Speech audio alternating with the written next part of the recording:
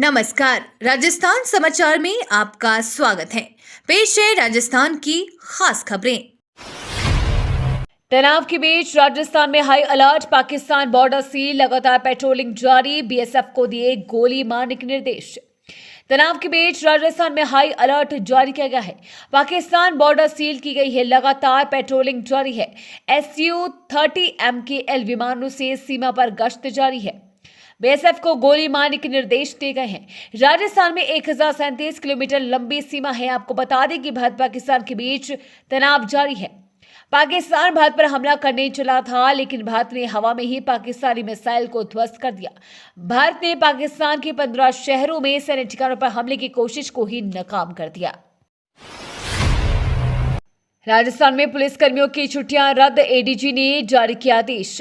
पहलगाम में हुए आतंकी हमले की प्रतिक्रिया के तौर पर भारतीय सेना द्वारा किए गए ऑपरेशन सिंदूर के बाद सुरक्षा व्यवस्था कड़ी कर दी गई है। पाकिस्तान से सटे सीमावर्ती क्षेत्रों में भी कड़ी निगरानी रखी जा रही है। वहीं राजस्थान के पुलिसकर्मियों की सभी प्रकार की छुट्टियों पर तत्काल प्रभाव से रोक लगा दी है। केवल विशेष परिस्थितियों में पुलिसकर्मियों को अवकाश दिया जाएगा। इसके लिए जिला एसपी, डीसीपी या कमांडेंट द्वारा ही स्वीकृति जरूरी होगी। इस संबंध में अतिरिक्त महानिदेशक विशाल बंसल ने आदेश जारी कर दिए हैं। गुरुवार को सभी रेंज आईजी, कमिश्नर सहित जिला एसपी, डीसीपी एवं कमांडेंट को ईमेल भेजकर सख्त निर्देश दिए गए हैं। राजस्थान के फलौदी पर पाक का नाकाम हमला, अलर्ट मोड पर जोधपुर, गांव खाली करने की स्थिति में रहे तैयार। ऑपरेशन सिंदूर की सफलता के बाद पाकिस्तान की बौखलाहट साफ नजर आने लगी है। पाकिस्तान ने जम्मू कश्मीर से लेकर राजस्थान तक कम से कम 15 शहरों के सैन्य ठिकानों को मिसाइल और ड्रोन से निशाना बनाने की कोशिश की, जिससे भारत की वायु रक्षा प्रणाली ने पूरी तरह नाकाम कर दिया और जवाबी कार्रवाई में लाहौर की वायु रक्षा प्रणाली ध्वस्त कर दी। पाकिस्तान के निशाने पर राजस्थान का नाल, फलौदी और उत्तरलाई भी था। पश्चिम की थल और नभ सीमा सील, तीनों हवाई अड्डों से फ्लाइट्स रद्द। ऑपरेशन सिंदूर के बाद से पश्चिमी सीमा से जुड़े सभी हवाई अड्डों का संचालन 10 मई तक के लिए पूरी तरह से बंद कर दिया गया है। पूरी सीमा एक तरह से एयर सील कर दी गई है। अब यहां सिर्फ वायुसेना के लड़ाकू जहाज और हेलीकॉप्टर ही उड़ रही हैं। जोधपुर के आसमान में वायुसेना के जहाज उड़ान भर रहे हैं, जबकि बीएसएफ ने सीमा पर मोर्चा संभाल रखा है। पश्चिम की थल और नभ सीमा पूरी तरह से सील कर दी गई है।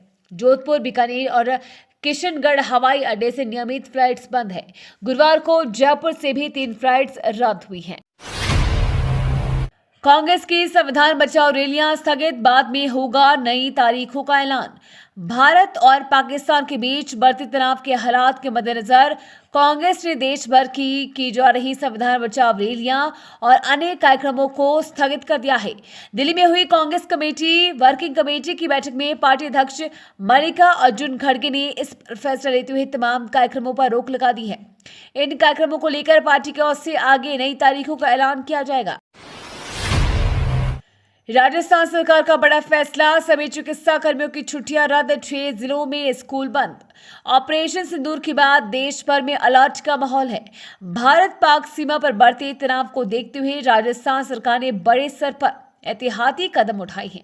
प्रदेश में चिकित्सा विभाग के सभी कर्मचारियों की छुट्टियां तत्काल प्रभाव से रद्द कर दी गई है।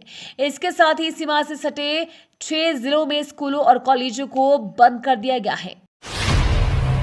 ऑपरेशन सिंदूर की सफलता पर पाक विस्थापितों ने गुड़ बांटकर मनाई खुशियां, पीएम मोदी को दिया धन्यवाद।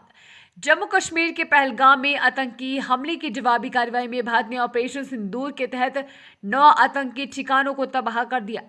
इससे सरहदी जिले बाड़मेर खुशी में डूबा नजर आ रहा है। बाड़मेर में पाक विस्थापितों ने गुरुवार को गुड़ बांटकर एक दूसरे का मुंह मीठा कर ऑपरेशन सिंदूर की सफलता की खुशियां मनाई। इस दौरान पाक विस्थापितों में उत्साह देखने को मिला। उन्होंने प्रधानमंत्री नरेंद्र मोदी और भारतीय सेना की जमकर तारीफ की। पाकिस्तान की रात गुस्ताखी के बाद जोधपुर में अतिरिक्त सतर्कता, कलेक्टर ने आमजन से की अपील। ऑपरेशन सिंदूर के चलते भारत पाकिस्तान के बीच तनाव लगातार बढ़ता जा रहा है। पश्चिमी सीमा पर बीती रात को बने हालात को ध्यान में रखते हुए जोधपुर जिला प्रशासन सतर्क हो गया है। जिला कलेक्टर गौरव अग्रवाल ने कहा कि किसी भी तरह की आपात स्थिति में जनता को सायरन से मिलने वाले संदेश को समझना होगा, ब्लैकआउट के रूल्स फॉलो करने होंगे। इसमें होने वाली लापरवाही शहर पर भारी पड़ सकती है। कलेक्टर ने गुरुवार को नागरिक सुरक्षा कराली में व्यवस्थाओं का जायजा लिया। कंट्रोल की वर्किंग को लेकर भी बाड़मेर में मिसाइल अटैक की खबर निकली फर्जी। कलेक्टर टीना डाबी ने किया खंडन। राजस्थान के बाड़मेर जिले में मिसाइल अटैक की अफवाह ने लोगों में दहशत फैला दी। एक स्थानीय समाचार चैनल ने दावा किया कि बाड़मेर में मिसाइल हमला हुआ है। जिला कलेक्टर टीना डाबी ने इस खबर को बिल्कुल गलत साबित करते हुए कहा कि सूचना और जनसंपर्क विभाग के व्हाट्सएप ग्रुप के माध्यम से स्थिति साफ करते हुए कहा कि यह खबर बिल्कुल गलत है। इस खबर से जिले में हड़कंप मच गया, लेकिन जल्द ही ये साफ हो गया है कि खबर पूरी तरह फर्जी। राजस्थान में अब ऑफलाइन ई-केवाईसी की भी शुरुआत। तकनीकी बाधाएं खत्म, मिली राहत। राज्य सरकार ने आमजन को राहत देते हुए जन आधार की ई-केवाईसी प्रक्रिया को सरल बना दिया है। इस महत्वपूर्ण निर्णय से विशेष रूप से वृद्धजनों एवं तकनीकी बाधाओं से जूझ रहे लोगों को सरकारी योजनाओं का लाभ मिलने में होने वाली परेशानी से छुटकारा मिलेगा। आर्थिक एवं सांख्यिकी विभाग के सहायक निदेशक डॉक्टर सुदीप कुमावत ने जानकारी देते हुए बताया कि अब ऐसे लोगों के जिनके फिंगरप्रिंट या आइरिस स्कैन काम नहीं करते हैं या जिनके आधार में मोबाइल नंबर जुड़ा नहीं है या अपडेट नहीं है, उन्हें ई-केवाईसी कराने में किसी तरह की तकनीकी अड़चन नहीं आएगी। हिंदुस्तान जिंक ने रामपुरा अगोचा क्षेत्र में 17,000 से अधिक लोगों को पहुंचाया शुद्ध पेयजल। विश्व की सबसे बड़ी एकीकृत जिंक उत्पादक कंपनी हिंदुस्तान जिंक भीषण गर्मी और गांव में शुद्ध पेयजल की बढ़ती जरूरत को देखते हुए अपनी रामपुरा अगोचा माइन के आसपास के क्षेत्र में पानी और साफ सफाई के लिए लगातार कार्य कर रही है। कंपनी ने 8 गांव में टैंकरों के जरिए शुद्ध पेयजल पहुंचाकर 17,000 से अधिक लोगों को साफ और पीने योग्य पानी उपलब्ध कराया है। गर्मी के मौसम में पानी की कमी से जूझ रहे इन गांवों के लोगों के लिए ये एक बड़ी राहत है। जयपुर के समग्र विकास के लिए जवीप्रा की पीडब्ल्यूसी बैठक में 552.35 करोड़ के कार्यों को मिली मंजूरी। मुख्यमंत्री भजनाथ शर्मा के निर्देशन एवं नगरीय विकास मंत्री झाबा सिंह खरा के नेतृत्व में जयपुर विकास प्राधिकरण जयपुर शहर के सुनियोजित एवं सर्वांगीण विकास के लिए प्रतिबद्ध है। जयपुर विकास आयुक्त आनंदी की अध्यक्षता में गुरुवार को मंथन सभागार में पीडब्ल्यूसी की बैठक संपन्न हुई। बैठक में 552.35 करोड़ रुपए के कार्य स्वीकृत किए गए हैं। सरिस्का को जल्द मिलेगी प्रदूषण से मुक्ति। ई बस संचालन की प्रक्रिया प्रारंभ, शुरुआत में चलेगी 30 बसें। सरिस्का टाइगर रिजर्व जल्द ही प्रदूषण मुक्त हो सकेगा। डीजल व पेट्रोल वाहन के प्रदूषण से वन्य जीवों पर पड़ने वाले दुष्प्रभाव से बचाने के लिए सरिस्का में ई बसों का संचालन जल्द होगा। इसके लिए RSRDC ने प्रक्रिया शुरू कर दी है। 1 अप्रैल में इन बसों का संचालन होना था, लेकिन प्रक्रिया पूरी नहीं होने के कारण सरिस्का में पेट्रोल व डीजल वाहनों के प्रवेश की समय सीमा को बढ़ाना पड़ा।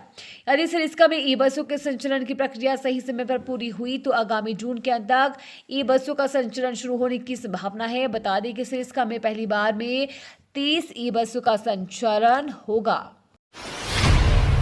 रेल पटरियों की मानव शरीर की तरह की जा रही है स्कैनिंग। रोज करीब 40 किलोमीटर में फ्रैक्चर हो रहे हैं डिटेक्ट। रेलवे संरक्षा के मामले में काफी कम आ रहा है और अब पटरी की अल्ट्रासोनिक जांच भी की जा रही है, जिसके चलते माइनर से माइनर फ्रैक्चर भी सामने आ रहे हैं। इन्हें दुरुस्त किया जा रहा है ताकि पटरी में फ्रैक्चर होने के चलते रेल दुर्घटनाओं को टाला जा सके। कोटा रेल मंडल में अल्ट्रासोनिक फ्लो डिटेक्शन मशीन के जरिए रोज 40 किलोमीटर पटरी की जांच हो रही है। राष्ट्रीय सहकार मसाला मेला 2025 देश प्रदेश के उत्कृष्ट मसालों की खुशबू से महकेगा जयपुर। सहकारिता विभाग एवं राजस्थान राज्य सहकारी उपभोक्ता संघ के संयुक्त तत्वाधान में 10 दिवसीय राष्ट्रीय सहकार मसाला मेला 2025 का आयोजन 9 से 18 मई तक जवाहरलाल केंद्र के दक्षिण परिसर में किया जाएगा। मेले का उद्घाटन मुख्यमंत्री भजनाथ शर्मा के कर कमलों में से होगा। सहकारिता राज्य मंत्री गौतम कुमार दत्त सहित अन्य विशिष्ट जन इस अवसर पर उपस्थित रहेंगे।